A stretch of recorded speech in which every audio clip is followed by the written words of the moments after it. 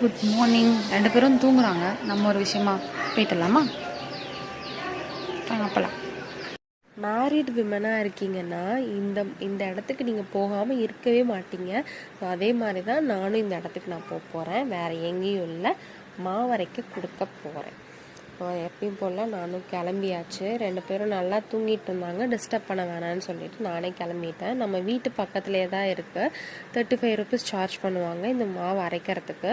நல்லா அரைச்சி கொடுப்பாங்க. நமக்கு வீட்டில் நம்ம எவ்வளோ நம்ம அரைக்கிறோமோ அதை போல் இருக்கும்.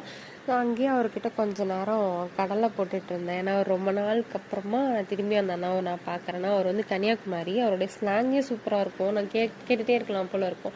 ஸோ அவர்கிட்ட கொஞ்ச நேரம் நான் பேசிட்டு அப்படியே நம்மளும் மாவுலாம் அரைச்சி கொடுத்தாங்க, வாங்கியாச்சு. எப்பயும் ஒரு 1 hour ஆகிடும் அரைச்சி கொடுக்கறதுக்கு. இல்லைன்னா நீங்கள் வீட்டுக்கு போயிட்டு வாங்க, எல்லாம் ஒரு 1 hour வெயிட் பண்ணுங்க அப்படின்னு சொல்லிடுவாங்க.